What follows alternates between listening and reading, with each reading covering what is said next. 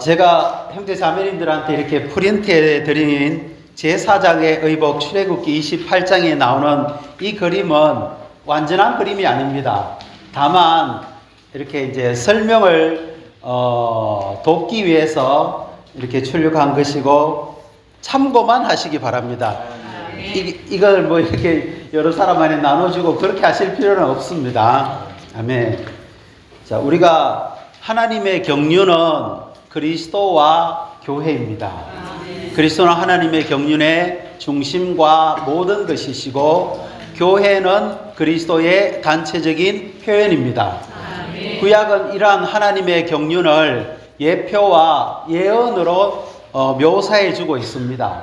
그리고 신약은 이 하나님의 경륜을 대한 완전한 실제와 성취입니다. 그래서 특별히 우리가 지금 출애굽기를 통해서 하나님의 경륜에 관한 중점들을 보고 있는데요. 출애굽기는 형제 자매님들 하나의 그림책입니다. 성경의 어떤 책보다도 하나님의 경륜에 관한 그림을 너무나 놀라운 방식으로 보여주는 책이 바로 출애굽기라고 할 수가 있습니다. 아멘. 신약은 거기에 대한 설명이자 오늘날 우리의 용어로 치면은 각주라고 할 수가 있습니다. 그림이 있고 그 그림에 대한 설명, 각주가 있는데 그것이 바로 신약이고 그 그림은 구약이라고 할 수가 있습니다. 성경이 히브리어와 헬라어로 기록되어 있지 않습니까? 헬라어는 설명하기에 좋은 언어입니다. 히브리어는 그림을 표현하기에 아주 좋은 언어입니다. 뭐 그것은 중점은 아니고요. 그래서 구약에 보면은 우리가 지난 몇 차례에 많은 항목들을 교통을 했는데 성막 안에서 하나님의 경륜에 관한 놀라운 몇 가지 중점들을 다루었습니다. 성막은 하나님과 사람의 상호 거처입니다. 하나님이 사람 안에 거하시고 사람이 하나님 안에 거하는 것을 우리는 성막을 통해서 볼 수가 있습니다.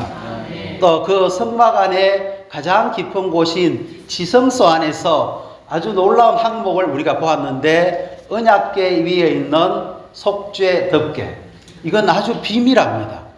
속죄 덮개에 대한 이해도 부족하고 우리가 거기에 대한 체험은 더더욱 부족합니다.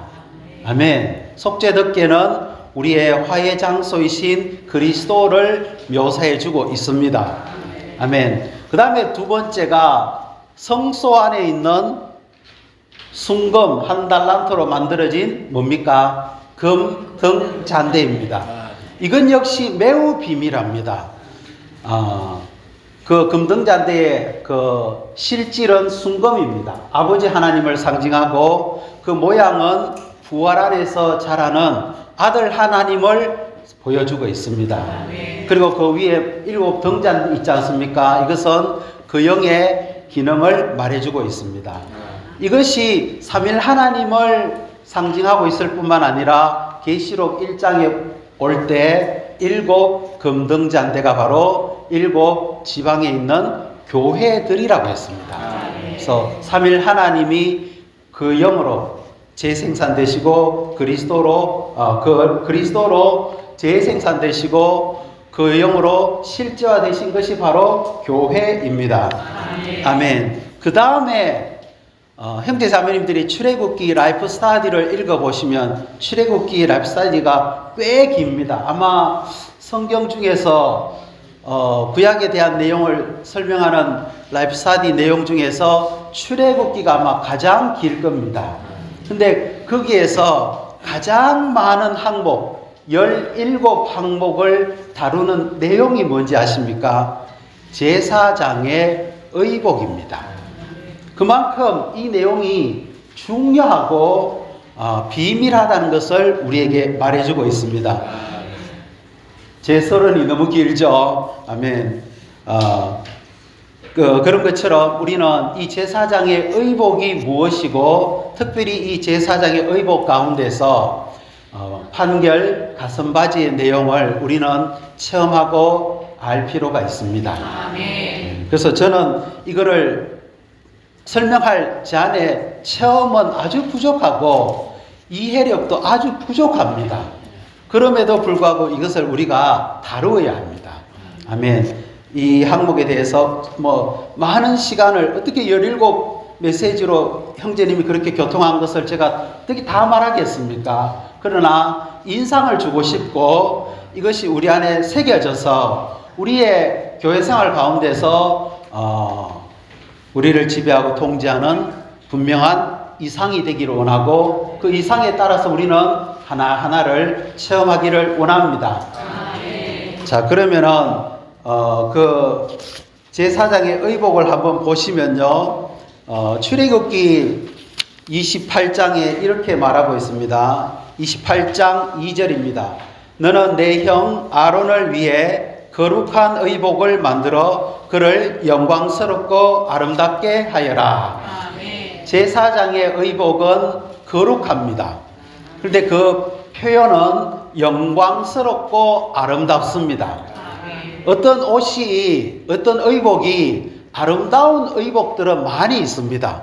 그러나 어떤 의복이 영광스러우면서도 아름다운 의복은 유일합니다. 그것이 무엇일까요? 제4장의 의복입니다. 그래서 4절에 28장 4절에 내 형 아론과 그의 아들들에게 거룩한 의복을 만들어 주어 그가 제사장으로서 나를 섬기게 하여라. 그러면서 이 내용이 그 제사장들이 입는 옷에 관한 내용들이 28장 4절 전반부에 나옵니다. 그들이 만들 의복은 가슴바지와 에봇과 겉옷과 각양의 무늬를 넣어 짠 긴 속옷과 두건과 허리띠이다. 자, 이 그림에 보면은 우리가 머리로부터 이렇게 쭉 내려와 보겠습니다. 제사장은 머리에 두건을 썼습니다. 그리고 그 두건에는 금으로 만든 패가 있습니다. 그 패에는 여호와께 거룩함이라는 글씨가 새겨져 있습니다. 그리고 그 제사장의 의복을 보면 제일 안쪽에는 보이지 않지만 속바지를 입었습니다. 세마포로 만든 속바지가 있고 그 다음에 제사장의 속옷이 있습니다. 똑같은 재료입니다. 속옷 위에 청색으로 겉옷을 입었습니다. 여기까지는 제사장들이 다 입는 옷입니다. 그런데 이제 대제사장은 아론과 그의 아들들, 아론은 대제사장이고 아들들은 제사장들입니다. 아론이 입는 옷은 뭔가 더 추가됩니다.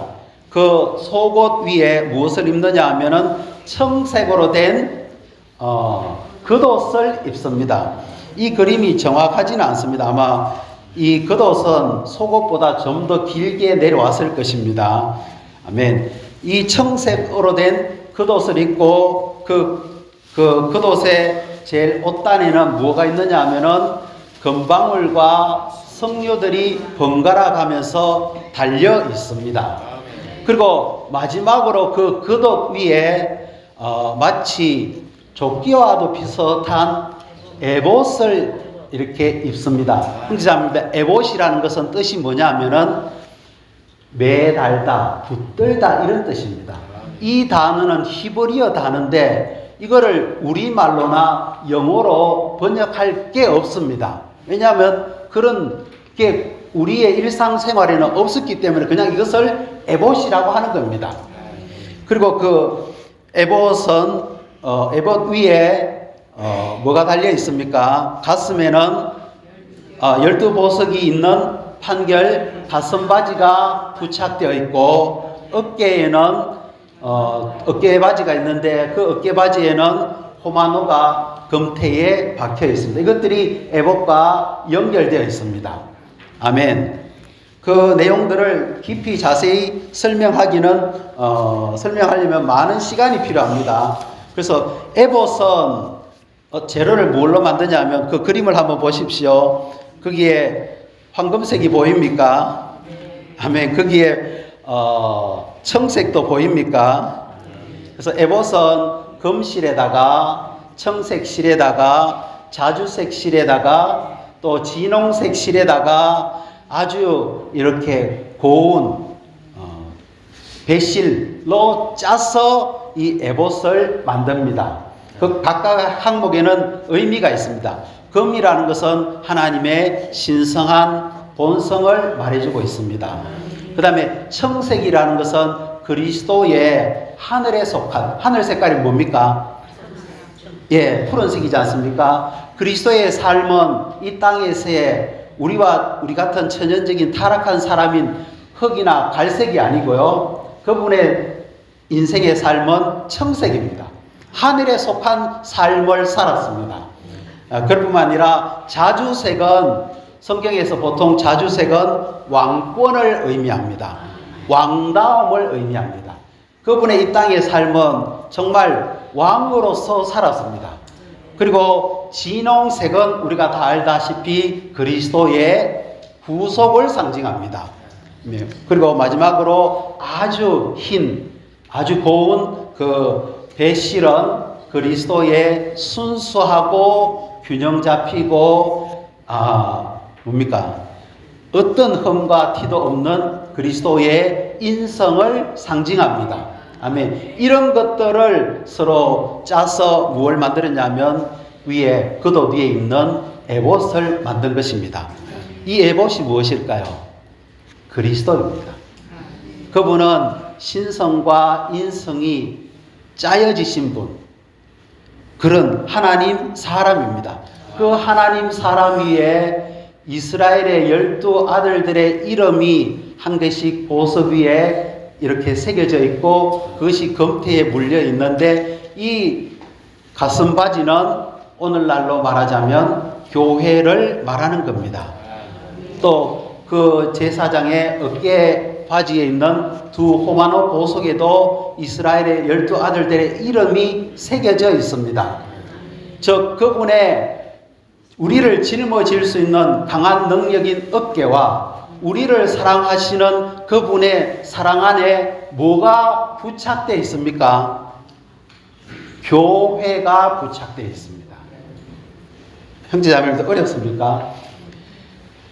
가슴바지와 그 어깨바지 위에 있는 두 호마노에 기록되어 있는 그 보석들은 다 교회를 상징하고 있습니다. 그래서 그리스도와 교회는 사랑 안에서 부착되어 있습니다. 우리가 누구에게 고정되어 있고 묶여 있고 붙들어져 있느냐 하면은 그리스도에게 붙들어져 있는 것입니다. 네, 이것이 바로 제사장의 의복입니다. 아멘. 자, 그러면 이제 우리가 개요를 한번 읽어보도록 하겠습니다. 제목을 같이 한번 읽어볼까요? 제사장의 의복과 판결 가슴바지. 로마서 1번입니다. 제사장의 의복은 제사장 체계 안에 나타난 그리스도의 표현을 의미한다. A번 모든 제사장은 속바지, 긴 속옷, 허리띠, 두건을 착용했다. 여기에 더하여 대제사장은 긴 속옷 위에 겉옷, 에봇, 어깨바지, 가슴바지를 착용했고 두건 위에 글을 새긴 패를 착용했다. 그림을 보시면 이해가 되실 겁니다. B번을 읽어보겠습니다. 주로 영광과 아름다움을 위한 제사장의 의복은 그리스도의 신성한 영광과 인간적인 아름다움의 표현을 상징한다. 이 제사장이 쓰고 입고 부착한 것들의 주된 재료는 두 가지입니다. 하나는 금입니다. 예, 금패, 금으로 된 가슴바지에 보석들을 붙드는 태, 이런 것들이죠. 하나는 금이고 또 하나는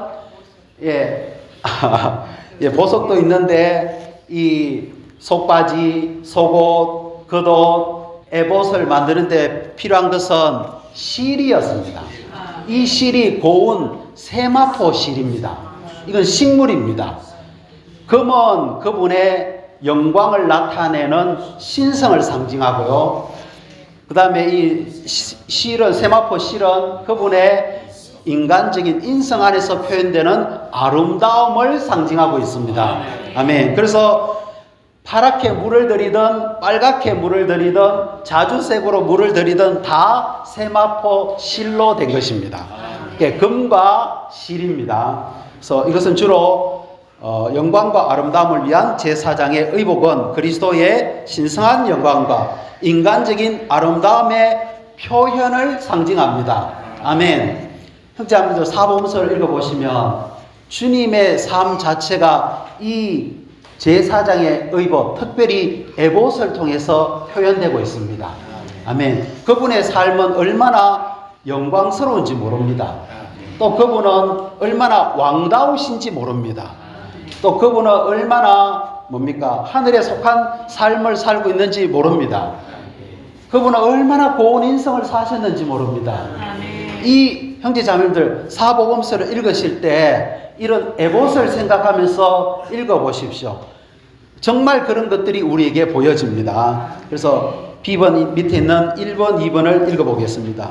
영광은 그리스도의 신성, 곧 그분의 신성한 속성들과 관련되며 아름다움은 그리스도의 인성, 곧 그분의 인간 미덕들과 관련된다. 2번, 제사장의 의복에 있는 금으로 예표된 그리스도의 신성은 영광을 위한 것이고 청색실과 자주색실과 진홍색실과 고운 세마포로 예표된 그리스도의 인성은 아름다움을 위한 것이다.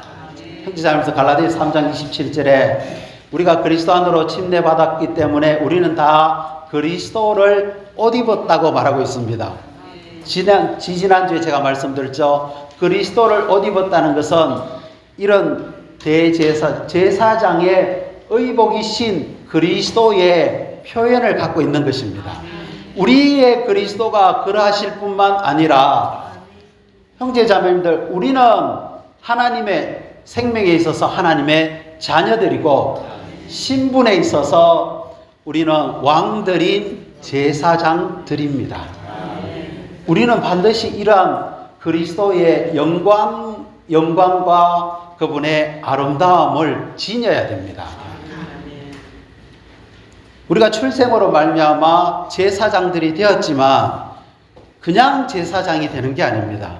우리에게 이런 금, 청색실, 자주색실, 진홍색실, 고운 세마포로 나타나는 그리스도의 표현이 없으면 이름은 우리가 제사장이지만 실제는 우리는 아무것도 아닌 것입니다.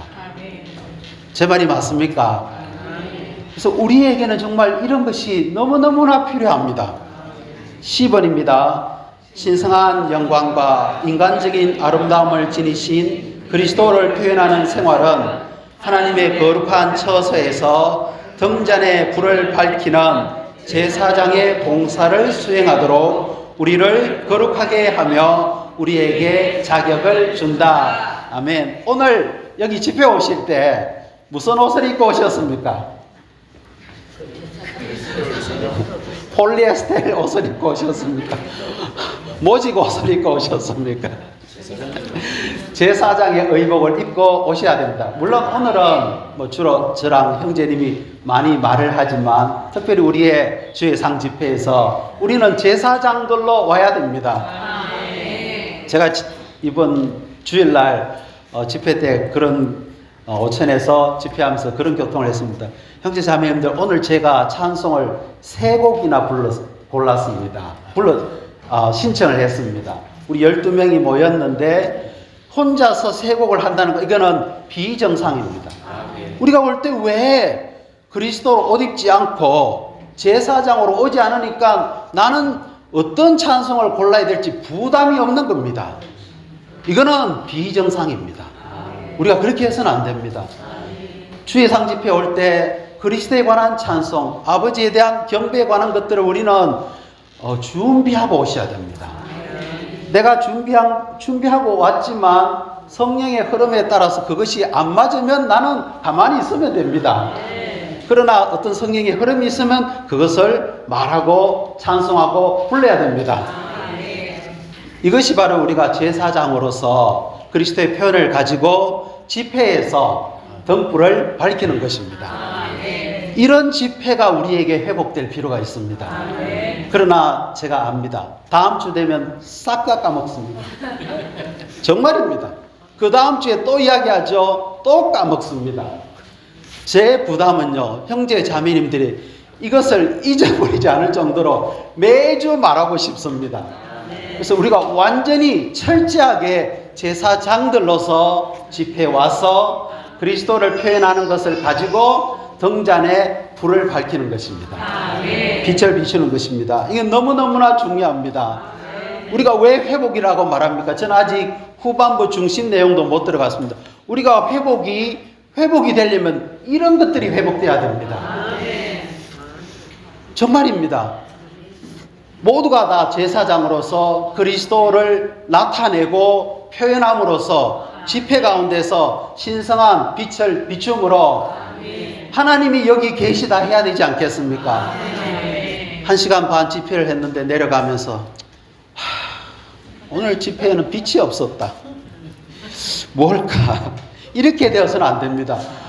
그렇게 되면서 우리가 교파에서는 목사 한 사람이, 성직자 한 사람이 말을 하고 모두는 듣는다고 감히 우리가 비난해서는 안 됩니다. 그렇게 해서는 안 됩니다. 우리가 이것을 회복해야 됩니다. 아멘. 자, 제사장, 형제자매들 그 제사장의 그림을 봤을 때 제일 눈에 확 띄는 게 뭡니까? 예, 제사장의 가슴에 있는 12보석이 박혀있는 판결 가슴바지입니다. 이것이 제사장의 의복의 가장 핵심적이고 중요한 항목입니다. 이건 정말 사람의 말로 표현하기가 어려울 정도로 특별히 우리의 체험도 너무 부족하고요. 이걸 설명할 언어도 부족합니다. 그러나 같이 한번 읽어보겠습니다. 로마서 2번을 읽어보죠. 출애굽기 28장 15절부터 30절까지에 따르면 판결 가슴바지는 제사장 의복의 중심 항목이며 제사장 직분의 중심적이고 궁극적인 요점이다. 그 가로 세로 한 뼘의 길이에 12보석들이 한 줄, 두 줄, 세 줄, 네 줄로 박혀 있습니다. 이 보석들은 각각 다른 종류의 보석입니다. 그리고 이 보석에는 이스라엘 12지파의 이름들이 거기에 위에 코팅되어 있는 게 아니고요, 새겨져 있습니다. 이 에봇은 판결 가슴바지는 에봇을 만드는 재료와 똑같은 재료로 만들었습니다. 그리고 이것을 두 겹으로 만들었습니다. 그리고 그 안에 무엇을 넣느냐 하면 우림과 둠밈이라는 것을 그 안에 넣었습니다. 우림이라는 것은 빛들, 발광체라는 뜻이고요. 둠밈은 온전하게 하는 것입니다. 대제사장의 가슴바지에 있는 이 12보석에는 이스라엘 12지파의 이름이 기록되어 있는데 그들의 철자를 다 합쳐봤자 18글자밖에 되지 않습니다. 원래 히브리어 글자는 총 22자입니다. 그러면 몇 글자가 부족합니까? 4글자가 부족하죠. 이 4글자를 둠밈이라는 곳에 서서 판결 가슴바지 그 안에다가 넣은 것입니다.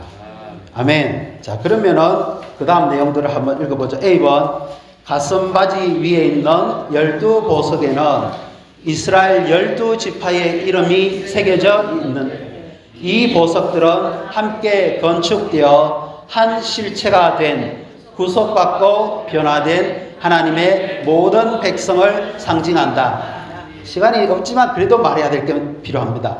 우리가 처음 지원받았을 때 우리는 보석이었습니까? 흙이었습니까? 우리는 흙이었습니다. 정말 흙은 이렇게 쉽게 부서지고 아무것도 아닙니다. 아주 약한 존재입니다. 그러나 주님이 우리 안에 생명으로 들어오시고 그 영께서 이 흙을 어떻게 합니까? 변화시킵니다. 그죠? 돌들로 바꿉니다. 보석들로 바꿉니다. 저는 자수정이 될지 벼곡일지 호마노일지 모르겠지만 제 그리스도 안의 체험에 의해서 저는 보석으로 바뀔 것입니다. 베드로는 원래 그 이름이 베드로가 아니잖아요. 뭡니까? 시몬이었습니다. 그러나 그가 베드로 돌들로 바뀌었습니다. 보석으로 바뀌는 거죠. 이 보석들은 각각 떨어져 있지 않습니다. 그 금태 안에 전부 다 고정되어 있습니다. 이렇게 한 줄, 두 줄, 세 줄, 네 줄. 4라는 것은 피조물을 상징합니다. 그리고 하나, 둘, 한 줄에 몇 개씩 있습니까? 하나, 둘, 셋. 3개씩 있습니다. 3은 3일 하나님을 상징합니다. 총 몇 개입니까? 3, 4, 12. 이것은 3일 하나님과 피조물이 하나의 실체로 연합된 것을 말해주고 있습니다. 자, 1번 읽어보겠습니다. 금으로 고정된 12보석은 그리스도의 신성한 본성 안에서 함께 건축되어 한 실체, 곧 그리스도의 몸인 교회가 되는 변화된 보석들인 성도들을 상징한다. 자, 형제 자매님들은 흙입니까? 보석들입니까? 아, 진짜입니까? 지난주 한 주를 돌이켜 보십시오. 보석이었습니까? 흙이었습니까? 그렇죠. 우리는 어떤 때는 흙이었습니다. 그러나 주님 보실 때 우리 안에 보석들이 있습니다. 우리는 보석입니다. 2번, 보석들이 한 줄에 3개씩 4줄로 배열된 것은 믿는 이들이 변화되었을 뿐 아니라 3일 하나님과 연합되었다는 것을 나타낸다. 아멘. 놀라운 항목이죠. 계시록에 보면은 새 예루살렘에 12기초석이 있고 12보석으로 되어 있습니다. 아멘. 결국 우리가 새 예루살렘 되는 겁니다. 3번, 보석에 12지파의 이름을 새긴 것은 믿는 이들의 마음 안에 그리스도를 새겨 넣어 그들을 그리스도를 내 영으로 하는 그리스도의 살아있는 편지들이 되게 하는 것과 일치한다. 고린도후서 3장에 보면 바울은 자기의 사역을 믿는 이들의 마음 안에 그 영을 잉크로 해서 그리스도의 살아있는 편지를 쓰는 거라고 했습니다. 우리가 변화될 수는 있죠, 보석으로. 그런데 그 보석 안에 위에 그리스도의 글자가 하나도 없는 밋밋한 보석이 될 수 있습니다. 그러면 이게 뭔지 알 수 없습니다. 반드시 우리 존재 안에 우리는 변화될 뿐만 아니라 그리스도가 우리 안에 새겨져야 합니다. 아멘. 많은 그리스도의 풍성들이 우리 안으로 넣어지고 조성되어야 됩니다. 우리가 편지를 쓸 때 사랑하는 누구 형제님, 그 다음에 쓸 말이 없습니다. 내 안에 그리스도가 없기 때문입니다. 형제 자매님들, 제가 훈련 받을 때 참 새 예루살렘 수업을 했습니다. 수업할 때 새 예루살렘의 어떤 내용들을 알기 때문에 감히 교리적이라고 하지는 않습니다. 알기 때문에 그들에게 40분 수업하는 게 어렵지 않았습니다. 마치고 나서 훈련생들과 식사하는 시간인데 훈련생들이 저한테 이런저런 개인적인 고민을 질문하는데 제가 깨달았습니다. 아, 내 안에 그리스도의 편지가 그다지 쓰여지지 않았구나. 그들에게 참되게 말해줄 그리스도의 내용이 별로 없구나 하는 것을 알게 되었습니다.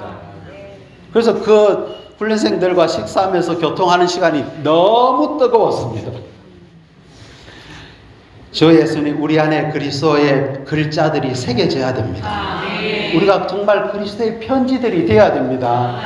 자, 비번을 같이 한번 읽어보죠. 가슴바지 안에 우림과 둠밈을 넣은 후에 이 가슴바지는 하나님께서 기억하실 만한 것일 뿐만 아니라 한결 가슴바지도 되었다. 1번, 우림은 빛들, 발광체들을 의미한다. 우림에는 12발광체가 있어서 각 발광체가 가슴바지에 있는 투명한 12개의 보석에 빛을 비추어 보석들이 빛을 내게 했다. 2번, 둠밈은 온전하게 하는 것, 완전하게 하는 것을 의미한다. 가슴바지의 12보석에 있는 이름들은 히브리어 알파벳 22자 중 18자만을 포함하고 있었는데 이것은 이 둠밈을 온전하게 하는 것, 완전하게 하는 것이 되게 했다. 우림과 둠밈은 그리스도를 의미합니다. 그리스도께서 우리 안에서 빛을 비추시는 바로 그 영이십니다. 그리고 부족한 것들, 12보석들 안에 새겨진 것 외에 나머지 4개가 부족하잖아요. 이것을 누가 채우냐면 그리스도께서 완성시키고 온전하게 합니다.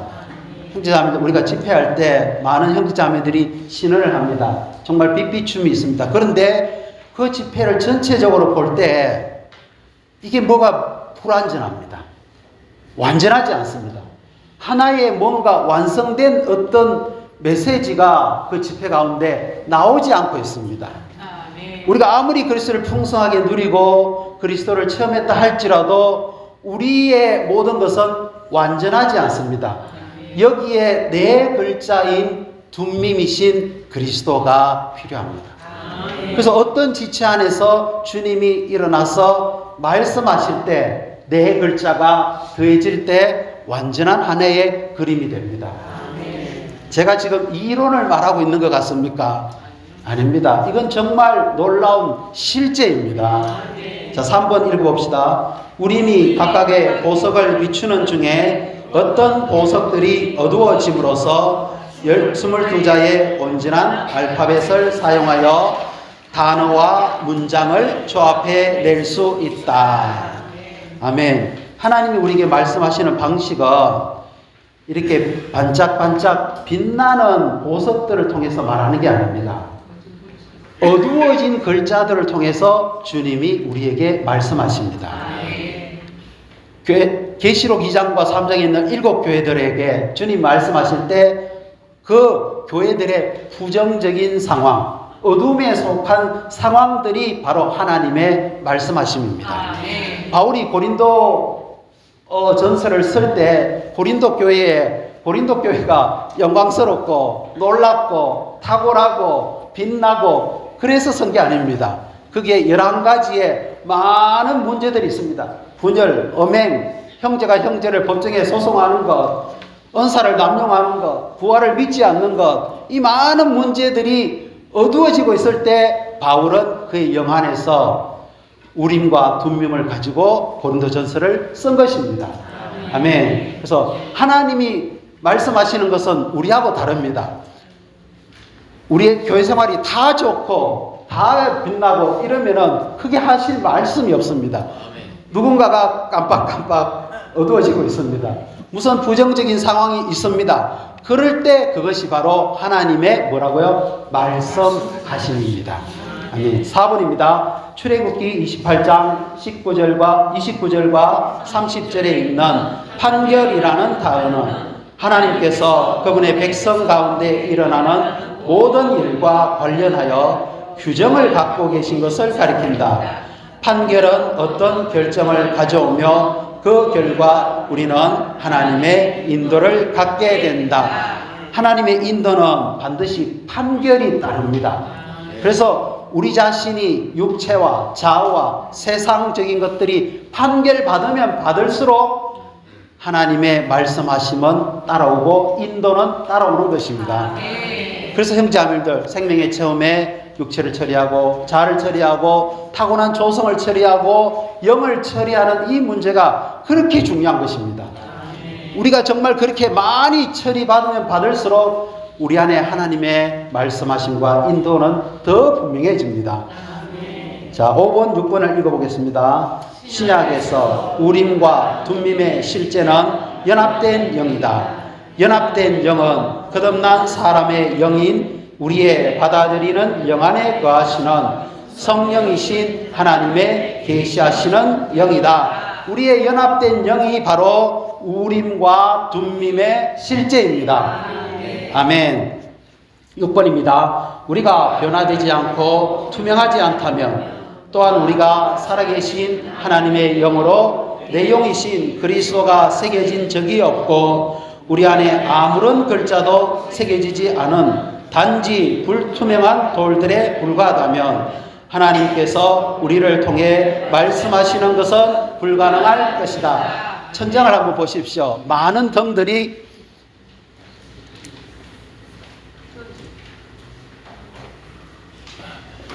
많은 등들이 빛나고 있잖아요. 근데 만일 요동 하나가 꺼지면 뭐가 꺼진지를 분명하게 압니다. 다 꺼져 있으면요. 모두가 암흑입니다. 제 말이 무슨 말인지 아시겠어요? 우리 모두가 다 빛나고 있어야 됩니다. 그런데 다 깜깜하고 투명하지 않으면 하나님이 말씀하실 길이 없습니다. 실제로 어떤 지방교회는 이런 상태 안에 있을지도 모릅니다. 거기에는 하나님이 말할 길이 없습니다. 우리가 다 빛나고 있을 때, 하나 탁 꺼질 때, 그때 그것이 하나님의 말씀하심입니다. 주 예수님 10번 읽어보겠습니다. 한결 가슴바지의 주된 목적은 하나님의 인도를 위한 것이었다. 하나님의 백성은 가슴바지의 실제를 통해 얻은 하나님의 인도에 따라 행동한다. 1번, 가슴바지는 교회를 예표한다. 따라서 우리가 교회를 알지 못한다면 하나님의 인도가 무엇인지 알지 못할 것이다. 사실상 하나님의 인도와 교회는 하나이다. 형제자매들, 하나님 우리 개인을 통해서 인도하지 않습니다.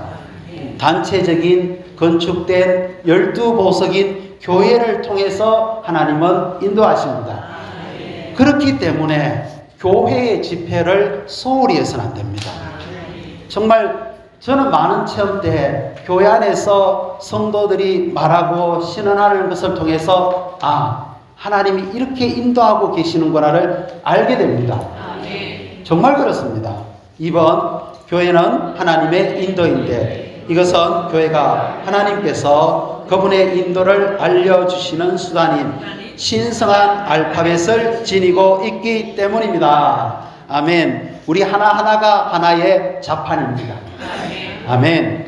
3번입니다. 하나님은 빛을 내고 있는 보석들을 통해 말씀하시는 것이 아니라 어두워진 보석들을 통해 말씀하신다. 이것은 하나님께서 부정적인 상황들을 통해 말씀하신다는 것을 뜻한다. 아멘. 유쾌하진 않지만 이렇게 되는 겁니다. 4번, 영적인 체험에서 하나님의 인도를 받기 위해서 우리는 육체와 자아와 옛사람과 세상에 속한 것을 심판해야 한다. 먼저는 우리가 변화되어야 됩니다. 보석들이 되어야 됩니다. 두 번째는 우리 보석 안에 그리스도가 새겨져야 됩니다. 아멘. 그렇게 하기 위해서는 우리는 반드시 처리받아야 됩니다. 자, D번을 같이 읽어보죠. 가슴바지는 몸의 생활을 건축하며 또한 우리가 하나님의 백성에 관한 하나님의 뜻을 알기 위한 수단이다. 그런 가슴바지가 있을 때 우리는 무엇을 해야 하는지 또는 무엇을 해서는 안 되는지에 대한 주님의 판결을 받을 것이다. 우리는 주님의 길을 알 것이며 온 교회는 주님께서 주신 판결에 따라 전진할 것이다. 아멘. 주님을 찬양합니다.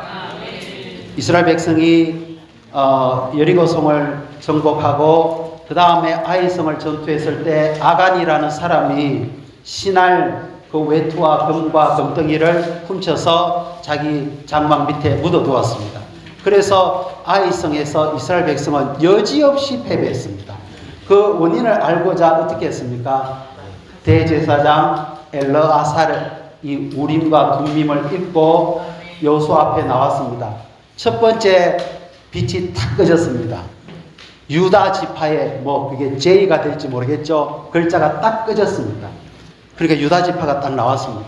그 다음에 세라 가문이 또 뽑혔습니다. S자가 얻어졌겠죠. 그 다음에 그 세라 가문의 삽디가 또 뽑혔습니다. 그러고 마지막에 아간이 나왔습니다. 얼마나 하나님의 인도는 구체적이고 정확합니까? 우리 모두가 다 하나님의 인도를 받을 수 있는, 하나님이 우리 가운데서 말씀하실 수 있는 에봇 위에 부착된 판결 가슴바지의 실제 안으로 들어갈 필요가 있습니다.